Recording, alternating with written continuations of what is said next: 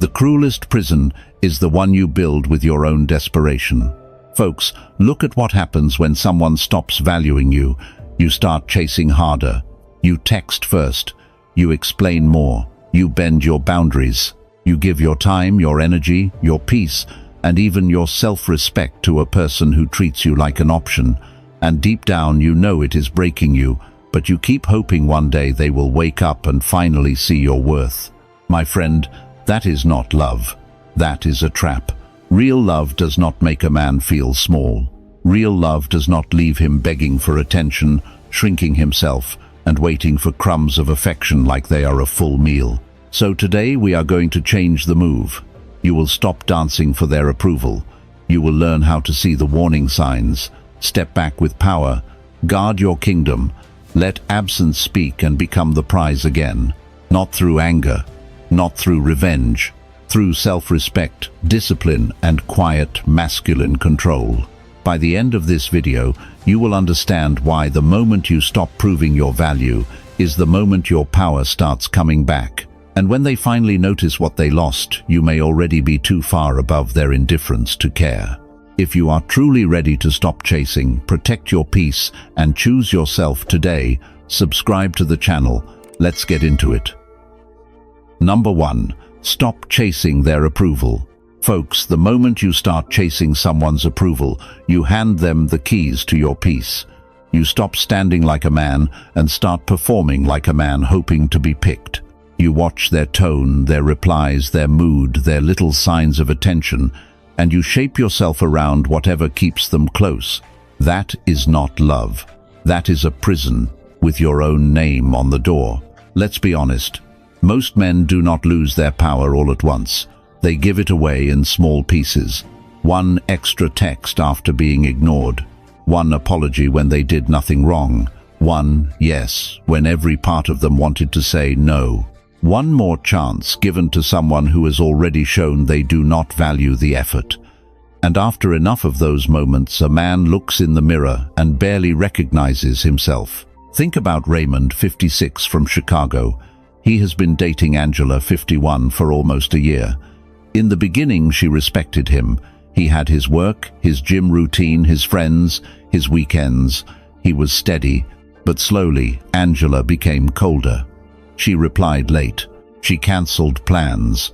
She gave him just enough warmth to keep him hoping, then pulled away again. Raymond's response was to chase harder. He sent longer messages. He asked if everything was okay.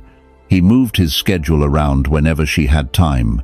He stopped going out with friends because he wanted to stay available in case she called. In his mind, he was proving he cared. In Angela's mind, he was becoming easier to take for granted.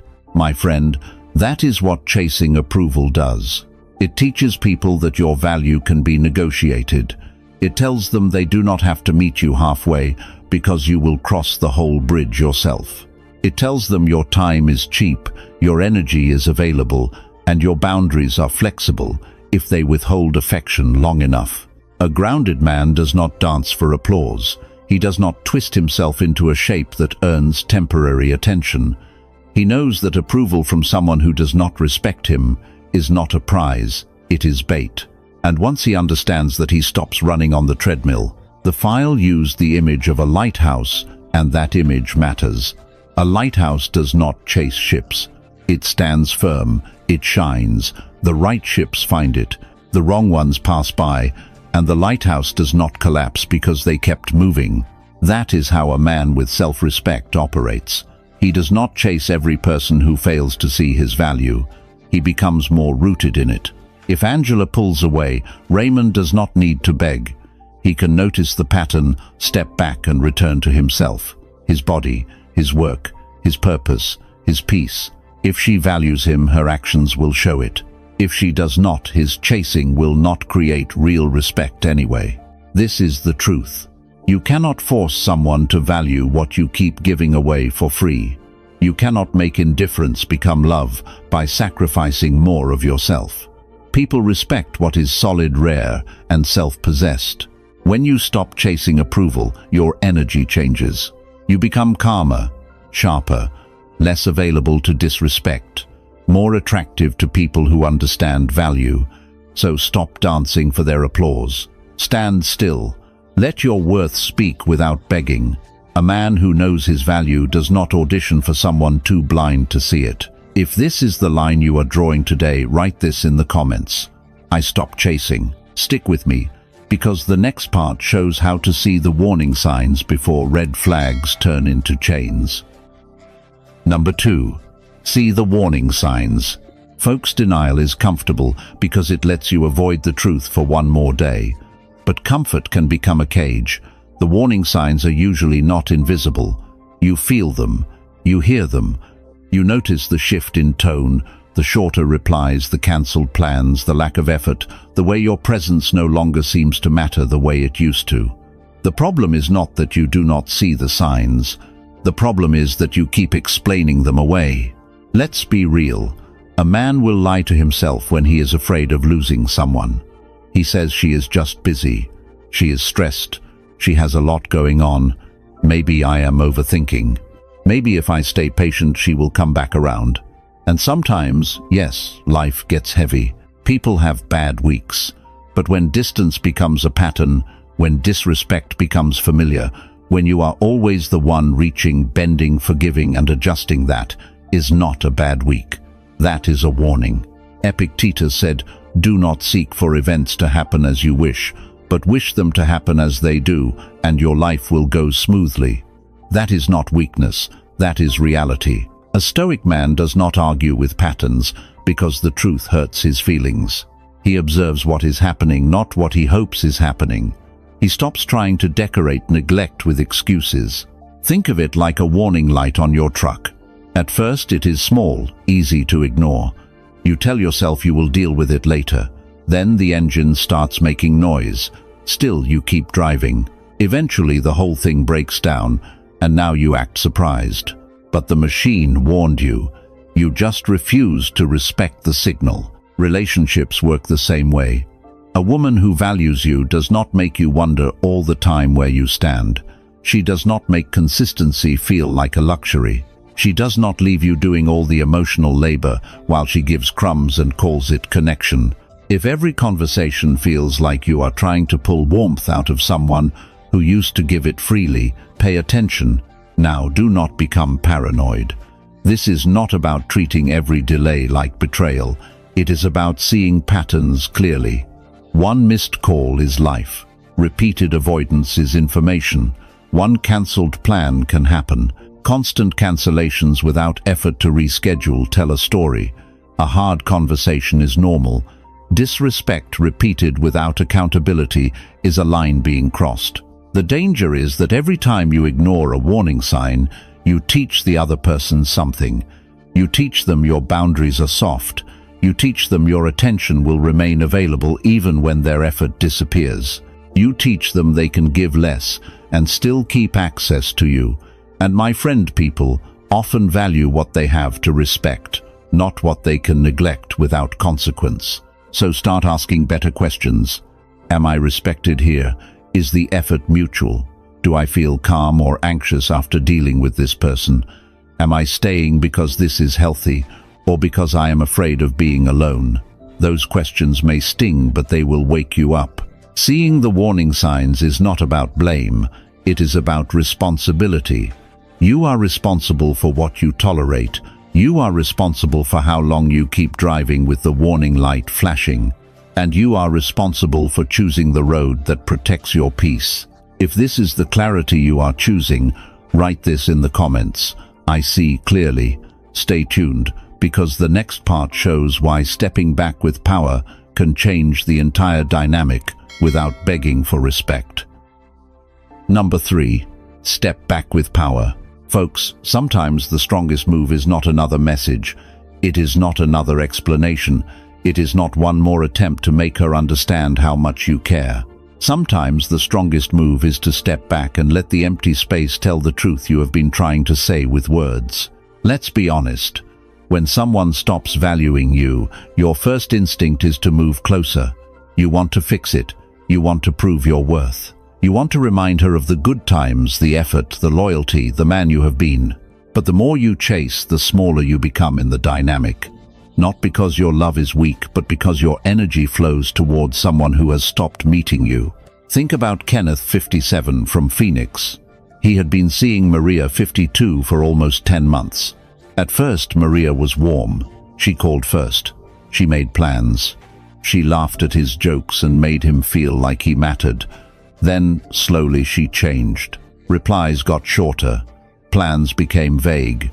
She still gave him enough softness to keep him hoping, but not enough consistency to make him secure. Kenneth started doing what many men do. He leaned in harder. He sent thoughtful texts. He offered to drive across town. He asked if something was wrong. He tried to bring back the woman from the beginning, but every effort seemed to push her farther away. Maria did not have to wonder whether Kenneth would stay. She knew. He was chasing. Then one weekend, Maria cancelled dinner again with a thin excuse. Kenneth felt the familiar pull to rescue the connection, but this time he stopped. He replied, "No problem, take care of yourself." Then he stepped back. No angry paragraph, no guilt, no checking in later. He redirected his energy to his work, workouts, family, and the life he had been neglecting. That is stepping back with power. My friend, stepping back is not punishment. It is not a trick. It is not you disappearing for one day and staring at your phone waiting for her to panic. That is still chasing, just from a quieter position. Real stepping back means you pull your energy out of a place where it is not being respected and invest it back into yourself. The file used the image of a flame, and that image fits. When you keep holding the flame for someone else, they enjoy the warmth without noticing the cost to your hand. When you close your hand and stop burning yourself to keep them comfortable, the cold finally reaches them. Maybe they notice. Maybe they do not. But either way, you stop being the man who destroys himself to keep another person warm. That is the real power. You are not stepping back to make her chase. You are stepping back to remember who you are without the chasing. You stop initiating every conversation. You stop bending every plan. You stop explaining your value to someone acting blind. You let silence reveal what effort was hiding. Here is the paradox. When you step back from self-respect, the dynamic often shifts. She may feel the absence. She may wonder why the attention stopped. She may realize the man she took for granted is no longer standing there with open hands. But by then, something stronger has happened inside you. You are no longer begging for scraps. You are standing again. So, step back with power. Reclaim your energy. Let her feel the space, but more importantly, let yourself feel your strength return. If this is the move you are making today, write this in the comments. I reclaim power. Let's keep going, because the next part shows how becoming the prize changes the way others see you. Number 4. Become the prize. Folks, you cannot become the prize while you are living like the backup option. You cannot command respect while spending your best energy trying to convince someone not to overlook you. The prize does not beg to be chosen. The prize builds value so deeply that the right people recognize it without needing a speech. Let's be real. Most men say they want to be respected, but they keep acting like their life is waiting for someone else to approve it. They pour their time, focus, attention, and emotional strength into a woman who gives them crumbs, then wonder why they feel empty. My friend, you cannot pour from an empty cup and still expect to feel powerful. Marcus Aurelius said, "Waste no more time arguing about what a good man should be. Be one." That is the whole lesson right there. Stop arguing in your mind about why she should value you. Stop building imaginary conversations where she finally understands your worth. Stop rehearsing the moment she regrets taking you for granted. Become the man whose life speaks louder than any explanation. Becoming the prize starts with one hard decision. You stop investing your strongest energy into people who do not return it. You take that energy and you put it back where it belongs, into your body, into your discipline, into your money, into your purpose, into your peace, into the version of yourself you would actually respect when you look in the mirror. This is not selfish, this is necessary. A man who neglects himself to keep someone else comfortable does not become noble. he becomes drained. He becomes resentful. He becomes easy to ignore because he has taught people that his own life comes second. And once you teach people that, many of them will believe you. The world does not respect men who abandon their potential for approval. It respects builders, men who build their bodies when they feel tired, men who build their minds when distraction is easier, men who build their finances instead of drowning in emotional drama, men who build their standards even when loneliness starts whispering that crumbs are better than nothing. And folks, if you want deeper lessons on Stoic discipline, masculine self-respect, emotional control, and becoming the kind of man who no longer chases validation, consider joining this channel as a member. Your support helps keep these lessons coming and builds a stronger community of men committed to real growth. Now listen closely. Becoming the prize does not mean acting arrogant. Arrogance is insecurity with a loud mouth. Becoming the prize means you know your value because you have earned trust with yourself. You keep promises to yourself. You do what you said you would do. You stop making excuses. You stop waiting for motivation. You start acting like your future matters. If someone does not value you, do not collapse. Do not perform. Do not try to make them jealous. Let their lack of vision become their problem, not your identity. You keep building. You keep sharpening.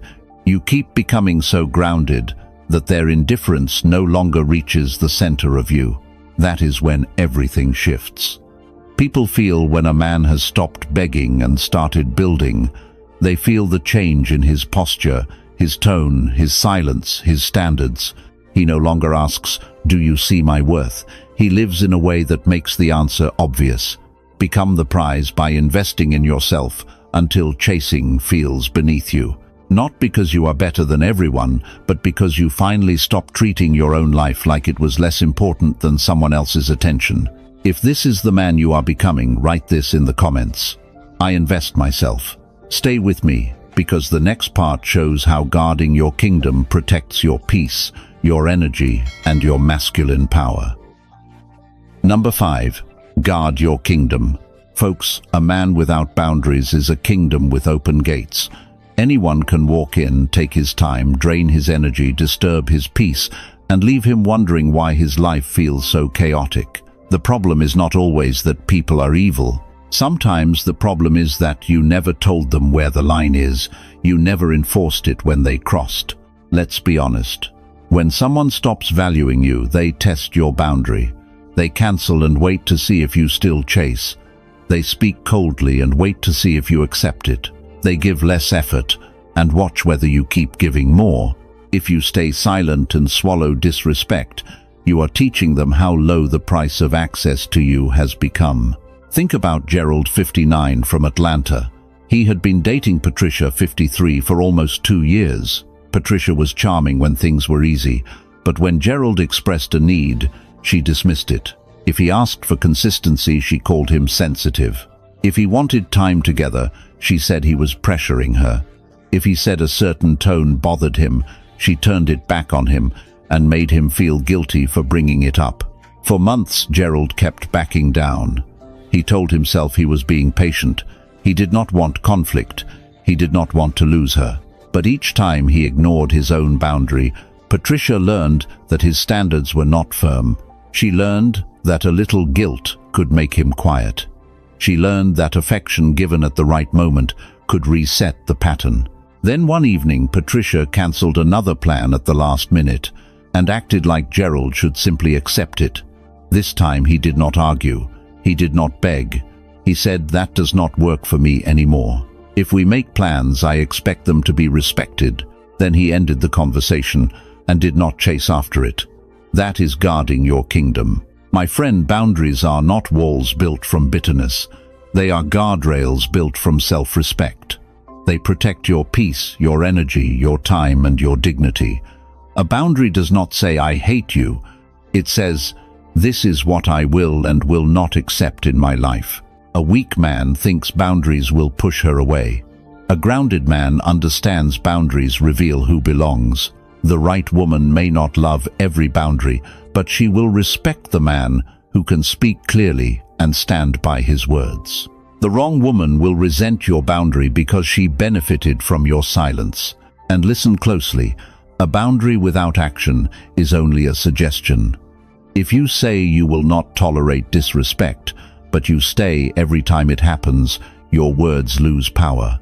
If you say your time matters, but you keep rearranging your life for someone who gives you crumbs, your boundary has no teeth.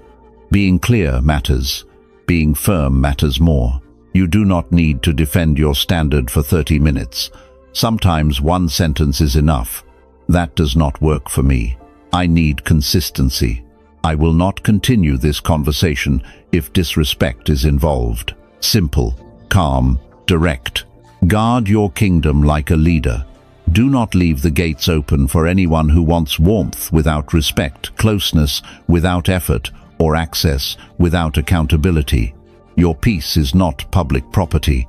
Your time is not a waiting room. Your attention is not a charity. If this is the standard you are choosing, write this in the comments. I protect peace. Stay with me, because the next part shows why your absence can speak louder than every explanation you wanted to give. Number 6. Let absence speak. Folks, when someone no longer values your presence, stop trying to explain your absence. That is where many men lose power. They step back for one day, feel the discomfort, then rush back with words. They explain why they are hurt. They explain why they pulled away. They explain what the other person should have appreciated. And every explanation weakens the message their absence was supposed to deliver. Let's be real. Presence becomes cheap when it is always available. If you are always the first to text, always the first to repair, always the first to make plans, always the first to soften the silence, people begin to treat your effort like background noise. Not because your effort has no value, but because you made it too predictable. Absence changes that. Absence creates space. Space creates reflection. Reflection forces a person to feel the difference between having access to you and losing access to you. Your words can be argued with. Your explanations can be twisted. Your emotions can be dismissed. But absence has a different kind of weight. It does not beg. It does not defend. It simply removes the comfort they took for granted. Marcus Aurelius said, "You have power over your mind, not outside events." Realize this and you will find strength. That is the Stoic heart of this lesson, my friend. You cannot control whether they finally see your worth. You cannot control whether they regret taking you for granted. You cannot control whether they come back with respect. But you can control whether you keep offering your energy to someone who treats it like it costs nothing. The file calls this the power of absence, and the idea is simple. People do not treasure what is always available. They notice what becomes rare. When you keep showing up, even after being dismissed, you teach them that your presence has no consequence. But when you step back with calm self-respect, you create a void where your effort used to be. That void speaks. It says, "I am no longer carrying this alone." It says, "I am no longer available for one-sided effort." It says, "I will not keep warming a room where I am treated like furniture." And the powerful part is this. You do not have to say any of that out loud. Your absence says it for you. But listen carefully. Absence is not a game. It is not a trick to make someone chase. It is not you disappearing for a few hours while secretly staring at your phone. That is still dependence. Real absence is a decision to redirect your energy back into yourself, your goals, your health, your peace, your friendships, your discipline, your future. If they notice, good.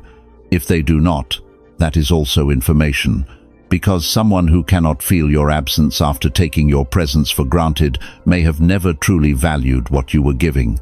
That truth may sting, but it also frees you. A grounded man does not force people to appreciate him.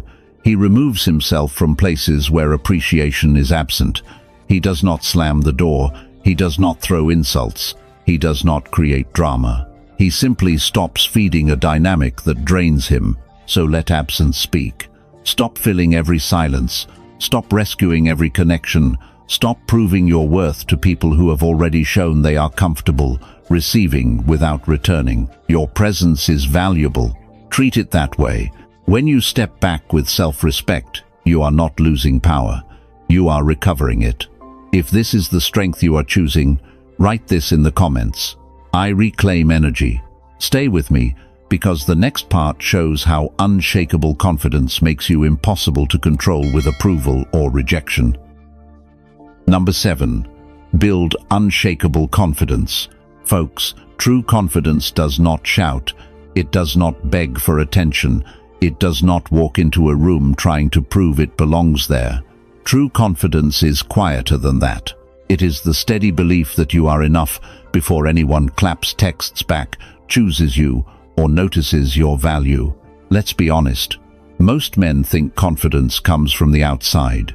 A better body, more money, a nicer car, a woman looking at them with desire. And yes, those things can give a man a temporary boost. But if your confidence depends on things outside you, it can be taken from you just as fast. One rejection, one cold message, one woman pulling away, and suddenly the whole image cracks. Think about Howard, 58, from Dallas. He had been seeing Elaine, 51, for almost 8 months. Elaine was attractive, sharp, and used to being pursued. When she gave Howard attention, he felt like a king. When she pulled back, he felt like nothing. His confidence rose and fell with her mood. If she complimented him, he stood taller. If she went quiet, he became anxious. He was not standing on confidence. He was standing on her approval. Then Howard started changing the source. He stopped looking to Elaine to tell him who he was. He made small promises to himself and kept them. He got up early and walked before work. He went back to lifting weights. He cleaned up his finances. He stopped drinking during the week. He called old friends he had been neglecting. Nothing dramatic, nothing flashy, but every kept promise told him one thing: I can trust myself. That is where unshakable confidence begins, my friend. Not in applause, not in seduction, not in trying to look powerful. It begins when you prove to yourself that your word has weight. When you say you will do something, and you do it even when no one is watching, your self-respect grows roots. The file used the image of standing like a mountain, and that is exactly right. A mountain does not ask the weather for permission to stand. The wind can blow, the storm can come, people can pass by without noticing. Still it remains. That is the kind of confidence a man must build, not loud, rooted. When Howard became more consistent with himself, Elaine's mood stopped controlling him. If she was warm, he enjoyed it. If she was distant, he did not collapse. If she cancelled, he adjusted and kept moving. That shift changed his energy. He was no longer trying to extract confidence from her. He was carrying it into the room himself. And here is the masculine truth. A woman can feel when a man trusts himself. She can feel it in his voice, his posture, his pace, and the way he does not rush to fill silence. He does not need constant reassurance. He does not chase approval. He does not turn every interaction into a test of his worth. That steadiness is deeply attractive because it tells her she is dealing with a man who cannot be easily moved. So build unshakable confidence the hard way. Keep promises to yourself. Train your body. Control your habits. Finish what you start. Stop letting one person's attention decide your value. Confidence is not something you wait to feel. It is something you build through action, one disciplined choice at a time. If this is the man you are becoming, write this in the comments. I build confidence. Let's keep going, because the next part shows why saying less can make your presence stronger and your boundaries harder to challenge.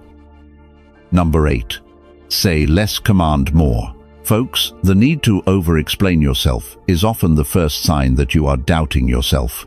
A man who trusts his own decision does not put his standard on trial. He speaks clearly, stands calmly, and lets silence do the work that nervous words could never do.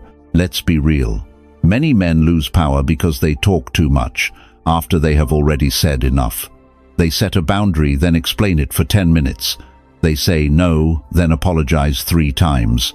They tell someone what they will not accept, then soften the statement so much that the other person hears hesitation instead of strength. And once people hear hesitation, they push. Epictetus said, "First say to yourself what you would be, and then do what you have to do." That is the Stoic foundation of this lesson. Decide the kind of man you are, then act from that decision. If you are a man who values peace, stop explaining why disrespect does not work for you.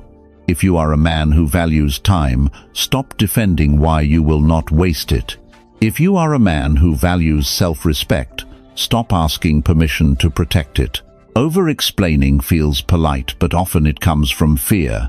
Fear of being disliked, fear of being misunderstood, fear that someone will think you are cold, selfish, or difficult. So you start talking. You give reasons, you give background, you give emotional context, you give them every angle of your decision, hoping they will approve of the boundary you already had the right to set. My friend, that is how you weaken your own frame.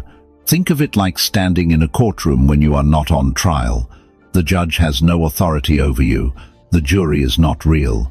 But there you are defending your choices like your worth depends on their verdict. That is what over-explaining does. It turns your life into a case. You keep arguing in front of people who may not even respect you. A grounded man does not do that. He says, "That does not work for me." Then he stops. He says, "I am not available for that." Then he stops. He says, "I need consistency, not excuses." Then he stops. The stopping matters. The silence after the sentence is where the power lands. Most people are not used to that. They are used to men who negotiate against themselves. They are used to men who say no, then leave the door open with too many explanations. They are used to pushing until the boundary bends. But when you speak less and remain calm, you give them nothing to wrestle with. Your words become clean. Your standard becomes visible. Now, this does not mean you become rude. It does not mean you refuse honest conversation with people who have earned it. A mature man can explain when explanation is useful, but he does not explain from fear. He does not keep talking because silence makes him uncomfortable. He does not turn every boundary into a debate. Here is the simple test. Are you explaining to create understanding with someone respectful, or are you explaining to win approval from someone who keeps crossing the line? Those are not the same. The first is communication. The second is self-betrayal. Say less, command more. Let your words be direct. Let your tone be calm. Let your actions back up what your mouth says. If someone respects you, they will not need a speech to honor your boundary. If they do not respect you, no speech will be enough. If this is the strength you are choosing, write this in the comments. I stand firm.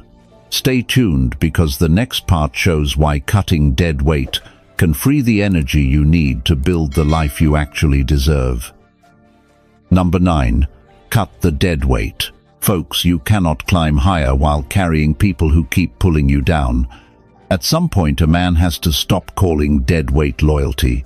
He has to stop confusing history with value. He has to stop dragging people into his future who have already proven they only drain his present. Let's be honest. Most men know exactly who is weighing them down. The woman who only gives affection when she feels you pulling away. The friend who calls only when he needs something. The relative who mocks your goals but expects your help. The co-worker who undermines you then smiles like nothing happened. You know the names. You know the patterns. You just keep hoping they will become different without you having to make a hard decision.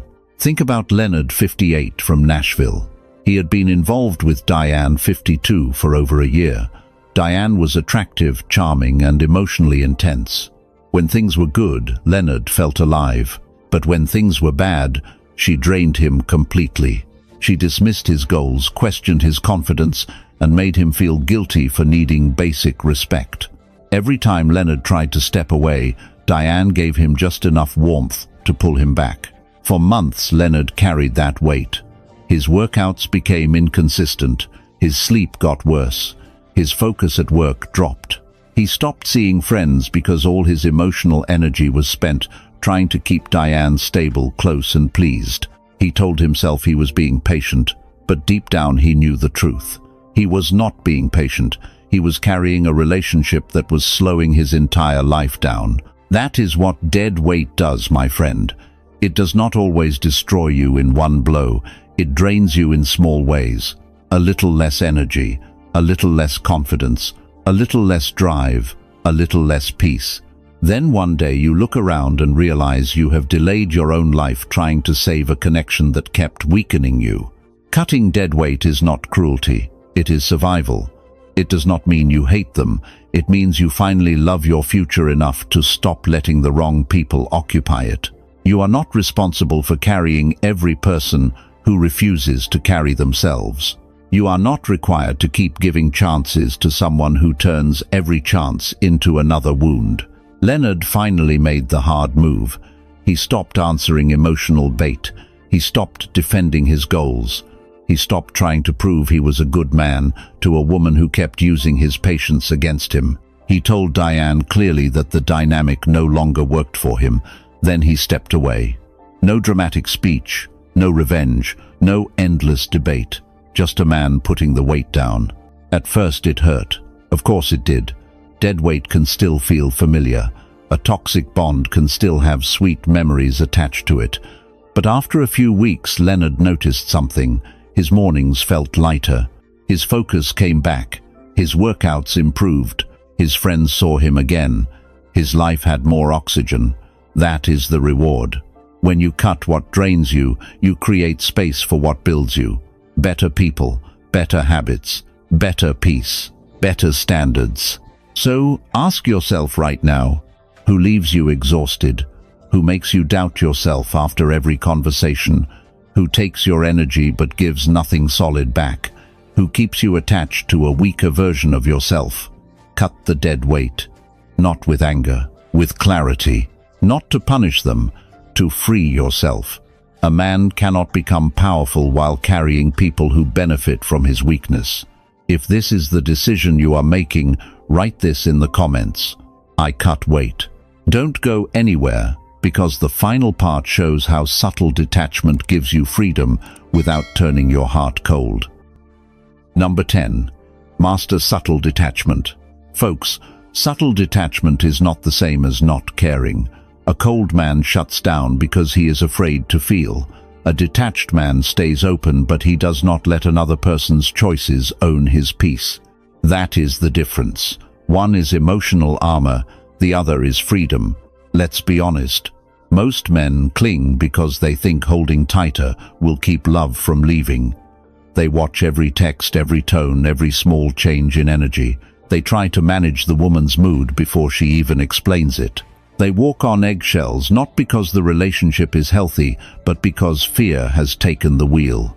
That is not devotion, my friend. That is anxiety wearing the mask of love. Subtle detachment means you care, but you do not grip. You give, but you do not empty yourself. You love, but you do not hand over the steering wheel of your life. If she stays, you remain grounded. If she leaves, you remain grounded. If she is warm, you enjoy it. If she is distant, you do not collapse. Your center stays inside you.